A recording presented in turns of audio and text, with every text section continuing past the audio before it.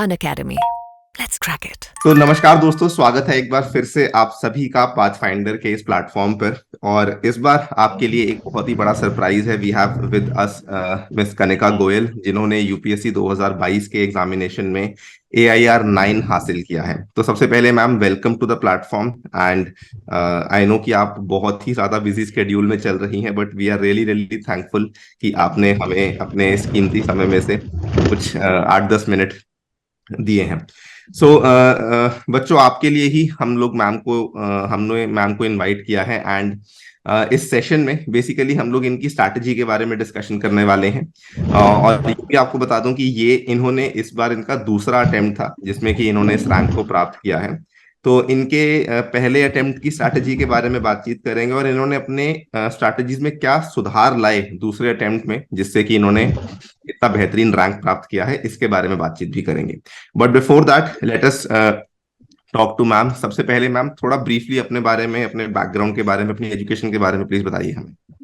जी सबसे पहले तो मैं आपको शुक्रिया करना चाहूंगी मुझे इतने अच्छे प्लेटफॉर्म पे इनवाइट करने के लिए। I am fortunate enough to be a part of this. मैं कैथल हरियाणा से मैंने अपनी ग्रेजुएशन पॉलिटिकल साइंस में ही की है lady Shri Ram college for women Delhi university से। बचपन का ही सपना था कि मैं एक IAS ऑफिसर बन। तो ग्रेजुएशन के बाद directly I started with the preparation और सेकंड अटेम्प्ट में जैसे आपने बताया I got AIR rank 9। I am fortunate enough. Amazing amazing ma'am, amazing. Okay, तो मैम डायरेक्टली बात करते हैं आपके फर्स्ट अटेम्प्ट के बारे में, और इनफैक्ट दोनों ही अटेम्प्ट्स के बारे में बात करते हैं। सो फर्स्ट स्टेज से ही स्टार्ट करते हैं। When we talk about prelims, तो प्रीलिम्स में मतलब कोई आपकी कोई स्ट्रैटेजी जो आपके लिए पर्टिकुलरली वर्क करी हो, बिकॉज आपका फर्स्ट अटेम्प्ट में भी प्रीलिम्स क्लियर हुआ और सेकंड में भी प्रीलिम्स क्लियर हुआ। तो व्हाट वाज एग्जैक्टली जो आपके लिए काम किया, मतलब कुछ टेस्ट सीरीज आपने, कितने टेस्ट वगैरह लिखे थे, या क्या आपकी स्ट्रैटेजी थी, मतलब वो थोड़ा ब्रीफली बताइए वेरी क्विकली कि क्या ऐसी चीज थी जिसकी वजह से आपको लगा कि प्रीलिम्स तो मेरा नहीं रुकने वाला है। ऐसा तो कुछ नहीं था कि मुझे लगा कि प्रीलिम्स तो मेरा नहीं रुकने वाला था, रुकने वाला है। दोनों ही टाइम में अगर कहूँ तो प्रीलिम्स के लिए मैं डरी हुई थी। ये था कि प्रीलिम्स एक बार तो बिल्कुल भगवान जी के भरोसे ही छोड़ दिया था कि अब की बार प्रीलिम्स हो जाएगा नहीं होगा पता नहीं। ये अब की बार की बात थी CSE 2020। पिछली बार मैंने प्रीलिम्स में 7 महीने लगाए थे, अब की बार 5 दिन लगाए हैं। तो दोनों ही बार मैं कहूँगी कुछ चीजें मेरे लिए जो प्रीलिम्स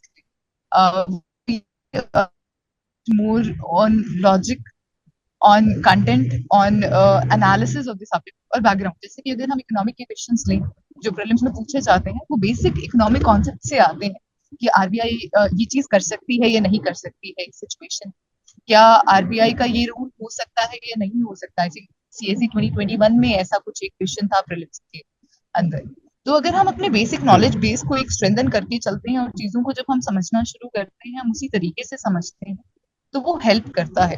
दूसरा, इट्स इम्पोर्टेंट कि हम previous year question papers UPSC के ही उठाएं 2012 से और उनको एनालाइज यस। करें कि किस तरीके से उसमें क्या मैट्रिक्स में अलग अलग सब्जेक्ट के क्वेश्चंस आए हुए हैं, यूपीएससी किस तरीके से पूछती है, क्या एलिमिनेशन लगता है और क्या लॉजिक आपसे एक्सपेक्ट किया जाता है। For example, right. ज्योग्राफी के लिए प्रीलिम्स में हम तैयारी बहुत करते हैं, but most of the questions जो हैं वो कुछ एरियाज में ही कंसंट्रेट होके रह जाते हैं।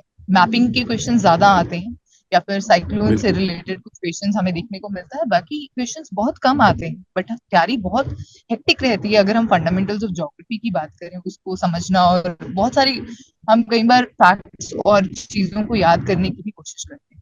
तो इट्स इम्पोर्टेंट कि हम चेक करें कि क्या यूपीएससी डिमांड कर रहा है for prelims, and that actually works, and having right consistency right. and faith works. Yes, obviously. I think जो सबसे बड़ा टेक अवे था वो उसमें से यही था। इनफैक्ट हम भी हमारे बच्चों को यही बोलते हैं कि PYQs की इंपॉर्टेंस काफी है। एंड जैसा कि आपने बताया कि सिंस 2012 अगर आप उसको स्टार्ट कर दें रेफर करना, उसको भी रिवाइज कर लें, वो भी एक तरीके से आपका सिलेबस का ही पार्ट है। एंड ऑब्वियसली कंसिस्टेंसी तो इम्पोर्टेंट है ही, बिकॉज उसके बगैर यूपीएससी यही तो टेस्ट करता है कि कंसिस्टेंसी चाहिए, रिविजन चाहिए आपको बार बार। Yes. Right ma'am. So first और सेकंड अटेम्प्ट में आपका जो मेंस का रहा था वो ये रहा था कि आपने दोनों साल ही मेंस लिखा, और अब तो आई एम श्योर आपने अपने मार्क्स भी देख लिए होंगे। तो जी जो जीएस में आपकी मार्क्स में कुछ इंप्रूवमेंट आई रहेगी, और इवन जो ऑप्शनल में भी आपकी मार्क्स में इंप्रूवमेंट आई होगी, तो उसमें क्या आपने अपनी स्ट्रैटेजीज में बदलाव किए जिसकी वजह से वो इंप्रूवमेंट आई? बिकॉज जनरली जैसे एक अटेम्प्ट देने के बाद बच्चों को लगता है कि अब मैंने ये कर लिया, अब ये नहीं पता कि इसको ठीक कैसे करें, इसको बढ़ाएं कैसे। तो वो आपने क्या ऐसा पॉइंटर्स किया, और आपके मार्क्स में कितने चेंजेस आए वो भी अगर आप बताने में कंफर्टेबल है प्लीज। जी सर, श्योर। तो जीएस की अगर मैं बात करूँ, तो जीएस में पिछली बार भी आई स्कोर्ड, मतलब फिर भी अगर हम मैं कंपैरिजन करूँ तो जीएस में मार्क्स मेरे जीएस 1 में 110, अब की बार बल्कि एक नंबर कम हो गया, I got 109। But okay. I have उस टाइम कुछ वैल्यू एडिशन वाले पार्ट पे मैंने जरूर काम किया जीएस 1 के लिए, जब मैं मेंस में तैयारी कर रही थी। जीएस 2 में मेरे मार्क्स पिछली बार 126 थे, अब की बार 132 आए हैं। I think okay. मेरा जो फोकस जीएस 2 में रहा है also because of political science and international relation कहीं ना कहीं ऐड हो जाता है, और मेरा जो पॉलिटिकल साइंस का बैकग्राउंड है, बट ये जरूरी नहीं होता। हम कहें जीएस 2 में मेरा गवर्नेंस वाले एरिया और किस तरीके से क्वेश्चंस पूछे जाते हैं, कहाँ कहाँ से क्वेश्चंस आते हैं, उस चीज को समझने में भी कुछ एक फोकस रहता था। और जीएस 2 में क्या डिमांड किया जा रहा है, आप एग्जाम्पल्स डालिए, सेकेंड एआरसी से डालिए, अलग अलग सोर्सेज से डालिए, जो न्यूज़पेपर में पढ़ा है, जो आप एथिक्स में कोट कर रहे हैं, वो एग्जाम्पल आप जीएस 2 में भी कोट कर सकते हैं। when you are okay. writing about anything, mention constitutional articles, तो वो वर्क करता है जीएस 2 में। जीएस 3 में पिछली बार मेरे 80 मार्क्स थे, अब की बार 89 मार्क्स है। बट 9 मार्क्स जीएस 3 में थोड़े मार्क्स कम ही आते हैं, ऐसा ट्रेंड देखने को भी मिला है। 9 मार्क्स में कहूंगी ये जो इंक्रीज हुए हैं, that's because of understanding the division of the paper, कि किस तरीके से पेपर डिवाइड होता है। और सारा पेपर इकोनॉमी और एग्रीकल्चर का नहीं है, बाकी एरियाज भी मैटर करते हैं उस पेपर के अंदर। GS 4 yes. के लिए यस। मैं कहना चाहूंगी this time I have focused on answer writing. Also GS 4 में मैंने वैल्यू एडिशन बहुत किया। मैं लग गई थी अप्रैल से, मैंने सारे न्यूज़पेपर्स उठा लिए थे पिछले, और उनमें से एथिक्स की सारी चीजों को अंडरलाइन कर लिया था। उन न्यूज़पेपर्स में से सारे एथिक्स के एग्जांपल्स निकाल निकाल के मेरे पास बहुत एग्जाम्पल हो गए थे कि मैं याद ही नहीं कर पा रही थी उन्हें, इतने इतने एग्जाम्पल्स की ओके। किस टॉपिक से कहाँ से। उसके बाद यस। एथिक्स के मैंने पिछले साल के पेपर्स लिए, उनको याद किया, उनके क्वेश्चंस को, उनके आंसर्स जो मैंने फ्रेम की, और उसको समझा कि किस तरीके से मैं उसमें अपना बेस्ट दे सकती हूँ। मैंने पिछली बार की जो एआईआर 1 थी, श्रुति शर्मा मैम, उनकी आंसर कॉपीज को भी रेफर किया, बिकॉज उनके एथिक्स में बहुत अच्छा स्कोर था उनका। तो ओके। एथिक्स में ये चीजें काम की। पीएसआईआर में मैं कहूंगी that has been the one of the major reason why have got this rank and why I am a part of this list. Otherwise क्या पता लिस्ट में भी ना होती। 80 marks I have improved in PSIR, around 80 oh. Marks. पिछली बार 220 मेरे आए थे, 80 तो नहीं, 297 अब की बार बन रहे हैं। ओके। इसमें पीएसआईआर में मैंने जो नोट्स पिछली बार तैयार किए थे, मैं उन्हें उतना रिवाइज नहीं कर पाई थी। अब की बार मैंने उन्हें नोट्स को बहुत अच्छे से रिवाइज किया, और जो मेरे नोट्स थे वो टर्मिनोलॉजीज पे फोकस थे, कि किस एरिया में किस कॉन्सेप्ट को जब हम डिस्कस कर रहे हैं उसमें टर्म्स हमें क्या क्या स्प्रिंकल करनी चाहिए, क्या क्या टर्म्स हैं। शायद लैंग्वेज मेरे आंसर्स की इतनी नहीं बनती हो, जितनी मैं टर्म्स पे फोकस करती थी, कि मैं कितनी टर्म्स उसमें अपनी रिफ्लेक्ट कर सकती हूँ, कितनी in right. Depth understanding of political scenarios, of political concept मैं अपने आंसर्स के थ्रू रिफ्लेक्ट कर सकती हूँ। And I think that has got me the marks which I. Okay. So again I think जैसे आपने जो दो टेक अवेज इसमें से रहे हैं, वो एक तो ये रहा है कि आपने एथिक्स में काफी वैल्यू एडिशन किया, और वैल्यू एडिशन से मतलब है कि काफी एग्जांपल्स, काफी इलस्ट्रेशंस आपने ऐड करी, जो कि आपके आंसर को और ज्यादा मतलब कि सिंपल बनाती है सामने वाले को समझने के लिए। It makes more simple. And PSIR में revision worked it for you, मतलब आपने इतना रिवाइज किया, आपने यस। अपने नोट्स को चेंज नहीं किया। You kept the same notes, but आपने उसको बार बार रिवाइज किया, जिसकी वजह से वो इम्पैक्ट और भी अच्छा है, राइट? तो मैम वैसे तो मतलब मुझे लगता नहीं कि आपने कुछ क्वेश्चन छोड़ा होगा, लेकिन क्या आपने कुछ क्वेश्चंस कुछ छूटे भी थे, मतलब जैसे पूरा जीएस में ऑप्शनल में? क्वेश्चंस छूटे तो नहीं थे, बट छूट जाते। आई थिंक एथिक्स की अगर मैं बात करूं, पेपर हाँ। इतना लेंथी था, एंड आई हाँ। Felt disastrous after that. अगर मैं कहूँ रिजल्ट की एक रात पहले भी मैं चिंता कर रही थी GS4, तो मैं अपनी बार पता नहीं कैसा करके आई हूँ, मेरे पता नहीं क्या मार्क्स आएंगे GS4 में।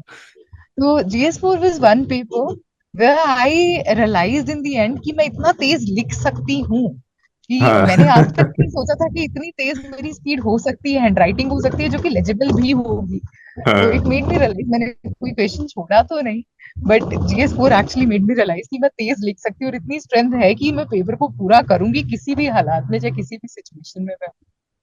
नहीं, बट ये बहुत बहुत जेन्युइन है, क्योंकि बच्चे जनरली ये सोचते हैं कि पता नहीं पेपर छूटता ही है या फिर हैंडराइटिंग खराब होती है। आपने बहुत ही सही चीज बोली कि इतना सोचना नहीं है ना। मे बी शायद यूपीएससी वही टेस्ट कर रहा है आपको, कि हम आपको थोड़ा सा स्ट्रेच कर रहे हैं, आपकी लिमिट पर स्ट्रेच कर रहे हैं, और क्या आप उसमें कंफर्टेबल है या नहीं है। मे बी शायद वो भी एक टेस्ट है एथिक्स के पेपर में, आपकी परसिवेरेंस का भी टेस्ट हो रहा है। Right. So great I ma'am. Think ethics this time. One so one yes very yes. Simple one, मतलब मैं आपके लास्ट क्वेश्चन जो हमारा है वो इंटरव्यू प्रोसेस को लेकर है। तो लास्ट टाइम और दिस टाइम अराउंड, जैसे आपने दोनों टाइम ही इंटरव्यू दिया, तो उसमें कहाँ कहाँ पे हमने मतलब चेंजेस देखे और कैसे कैसे हमने मार्क्स में चेंजेस देखे? Last time I scored around 160 in my interview, and I was looking forward to okay. increase it to around 200. हालांकि ओके। आधा ही इंक्रीज हुआ है, तो I have got 180, okay. 180 in the interview this time. तो इस बार जो interview में I think marks जो इंक्रीज हुए हैं वो 20 मार्क्स। अगर थोड़ा अपने आप को प्रॉपर फोकस करना, एक बोलने की प्रैक्टिस करना प्रॉपरली, एंजाइटी को थोड़ा सा कम करना, और एक स्माइल एंड कॉन्फिडेंस से बोर्ड को फेस करने का जो मैंने मन बनाया था अब की बार कहा था कि हम्म। ये डी डे नहीं है, ये बस एक मुख्य इंटरव्यू है, और बहुत आराम से जाना, अपने स्माइल एंड कॉन्फिडेंस राइट। से जाना, आप कैसे ही सिचुएशन में हो, आप कैसा ही फील कर रहे हो, आपकी हेल्थ कैसी, you got to give your best, but very calmly, very beautifully, and with smile, confidence, and a lot believe in yourself. Great great great. So I think आपने कुछ भी ऐसा आउट ऑफ द बॉक्स नहीं किया, बिल्कुल normal process को follow करते हुए ही आपने एक बहुत ही शानदार रैंक प्राप्त की है। Once again congratulation ma'am. I think आपने एक बहुत बड़ा, मतलब जो बच्चों के मन में डर होता है उसको क्लियर किया है, कि आपको कुछ बहुत हटके करने की जरूरत नहीं है, जो जी प्रॉपर नहीं। सिंपल टेम्पलेट है उसको भी फॉलो करोगे। रिविजन, कंसिस्टेंसी, परसिवेरेंस, है ना, and smiling face in the interview, यही हम लोग भी यही बोलते हैं बस। When it comes from a selected candidate, तो आई थिंक ज्यादा अच्छे से कन्वे हो पाता है कि right. Amazing. One last question before we end this short interview ma'am, क्या आपने एक्सपेक्ट किया था कि आपका टॉप 10 में रैंक आएगा इस बार? इस बार मैं ये भी नहीं तैयारी तो एक्सपेक्ट सभी कर रही करते थी हैं कि टॉप 10 के लिए, जी जी इनफैक्ट टॉप 5 के लिए। जी। टॉप 10 की बात तो क्या ही कहूँ। पिछली बार जो शॉक लगा था, एम आई ऑडिबल? जी सर। जी, नेटवर्क कनेक्टिविटी इशू तो नहीं है sir? Sir, sorry to interrupt you, but I think there is a network network issue connectivity. from your end. Like you were paused for a moment. मैं continue करती हूँ अनुष्का जी। अ, दोबारा पूछ लेता हूँ। तो I will ask this question again. नहीं I will sir, ask this I question got again your and then question, बस I last question. I reply, I I reply, I got your ठीक है, क्वेश्चन। ठीक है। हाँ, आप you answer it, we will edit. हाँ, edit. तो हाँ एक्सपेक्ट जी। तो मैं बिल्कुल भी नहीं कर रही थी इस बार आया 9 जैसा रैंक, तो बिल्कुल नहीं, क्योंकि 66% तो पॉसिबिलिटी होती है कि आपका लिस्ट में नाम भी नहीं आएगा।